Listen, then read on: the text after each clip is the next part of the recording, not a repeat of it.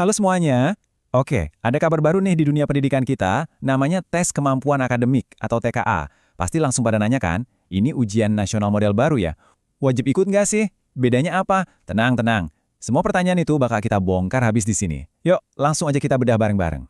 Nah, ini dia rangkuman pembahasan kita. Kita mulai dari dasar TK itu apa dan kenapa ada, terus siapa aja yang bisa ikut, kita juga bakal intip materi dan format ujiannya, lanjut ke jadwal dan teknis pelaksanaannya, dan yang terakhir, yang paling penting, apa gunanya nilai TKA buat kamu nanti.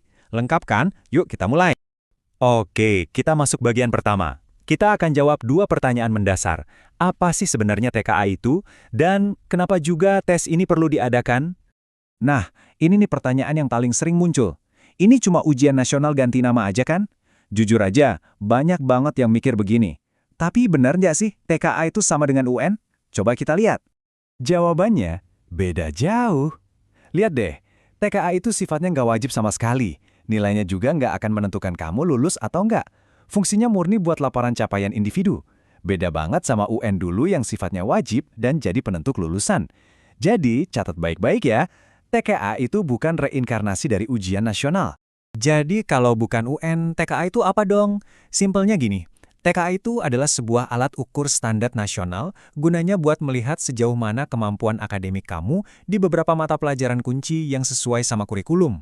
Anggap aja kayak rapor standar yang berlaku di seluruh Indonesia. Terus tujuannya apa?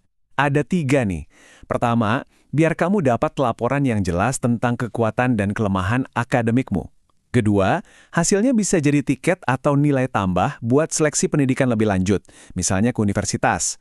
Dan yang ketiga, dalam skala besar, data dari TKA ini dipakai pemerintah buat memetakan dan ningkatin mutu pendidikan secara nasional.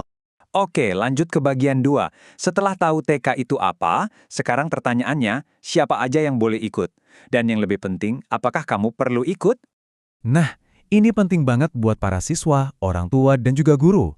Siapa sih yang jadi target dari TKI ini? Apakah cuma anak SMA aja? Atau ternyata lebih luas dari itu? Ini dia jawabannya.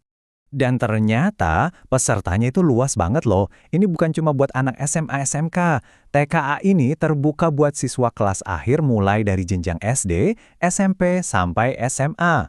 Nggak berhenti di situ teman-teman, kita yang ikut paket A, B, dan C sampai yang homeschooling pun bisa ikut. Bahkan, kamu sekolah di luar negeri boleh ikut asal punya NISN yang valid. Dan yang paling keren, siswa berkebutuhan khusus juga bisa ikut.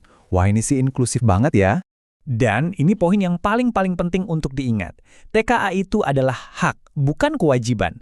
Artinya, pilihan ada di tangan kamu sepenuhnya. Nggak ada paksaan, nggak ada hukuman, dan sama sekali nggak akan mempengaruhi kelulusan kamu di sekolah. Baik, masuk ke bagian 3. Buat kamu yang udah mulai tertarik dan mikir, kayaknya gue mau ikut deh. Sekarang waktunya kita bedah isi ujiannya. Materi apa aja sih yang keluar, terus soalnya kayak gimana bentuknya? Gampangnya gini, buat jenjang SD dan SMP, mata pelajarannya itu bahasa Indonesia dan matematika. Nah, untuk teman-teman di level SMA/SMK, ada tambahan nih, yaitu bahasa Inggris, plus, nah ini serunya, kamu bisa pilih 2 mata pelajaran lain sesuai minat atau jurusan kuliah yang kamu incar. Soal bentuknya gimana? Semuanya pilihan ganda. Tapi jangan diremehin. Soalnya ada yang pilihan ganda biasa, tapi ada juga yang bentuknya kompleks. Jadi mungkin aja jawabannya bisa lebih dari satu. Dan ini kuncinya, TKA ini bukan tes hafalan ya, fokus utamanya adalah pada kemampuan penalaran dan problem solving.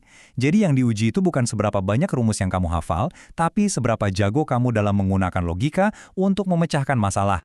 Oke, sekarang kita ngomongin yang teknis-teknis. Kapan tesnya diadakan, di mana lokasinya, dan gimana sih proses pelaksanaannya nanti? Mari kita lihat detailnya di bagian keempat ini. Oke, siapin kalender kamu. TK perdana untuk jenjang SMA dan SMK akan dimulai pada bulan November 2025. Nah, untuk adik-adik di jenjang SD dan SMP, tes perdananya akan menyusul di sekitar bulan Maret atau April tahun 2026. Soal tempat dan jarak, nggak perlu pusing. Tesnya ini 100% berbasis komputer, dan lokasinya ya di sekolah kamu masing-masing. Praktis banget kan? Nggak perlu kemana-mana. Nah, pertanyaan logistik yang juga sering muncul, boleh nggak sih ngerjainnya pakai HP? Zaman sekarang kan apa-apa bisa dari HP. Gimana nih aturannya buat TKA? Jawabannya singkat, padat, dan jelas. Tidak. Aturannya sangat tegas, pelaksanaan TKA itu wajib pakai komputer atau laptop. Jadi, pakai HP sama sekali nggak diperbolehkan ya. Ini demi menjaga standar dan keamanan tesnya. Akhirnya, kita sampai di bagian pamungkas. Bagian yang mungkin paling bikin kamu penasaran. Oke, udah capek-capek ikut tes. Terus hasilnya buat apa? Apa sih manfaat nyata dari sertifikat TKA ini buat masa depan kamu? Pertanyaan penting soal hasil. Nilai TKA ini bakal dicantumin di ijazah nggak ya? Bakal jadi catatan abadi di dokumen kelulusan kita, gitu? Jawabannya adalah tidak. Hasil TKA kamu nggak akan muncul di ijazah. Kamu bakal dapat sertifikat khusus yang terpisah yang resmi dikeluarkan oleh kementerian. Jadi, ini adalah dokumen yang berbeda dari ijazah sekolah. Terus, apa aja kekuatan super dari sertifikat TKA ini? Wah, banyak banget. Pertama, bisa jadi syarat buat seleksi masuk universitas, baik di dalam maupun luar negeri. Kedua, buat yang mau masuk lewat jalur prestasi atau SNBP, nilai ini bisa jadi data pendukung yang memperkuat nilai rapor kamu. Buat lulusan SMK, ini bisa jadi nilai jual ke perusahaan. Dan terakhir, buat sekolah, ini adalah masukan berharga untuk perbaikan. Sebagai penutup, mari kita renungkan sejenak. Dengan adanya satu standar pengukuran yang sama untuk semua siswa di seluruh Nusantara, apakah TKI ini nantinya bisa jadi kunci untuk benar-benar meratakan dan meningkatkan kualitas pendidikan di Indonesia? Ini adalah pertanyaan besar yang jawabannya akan kita saksikan bersama di tahun-tahun mendatang. Terima kasih sudah menyimak.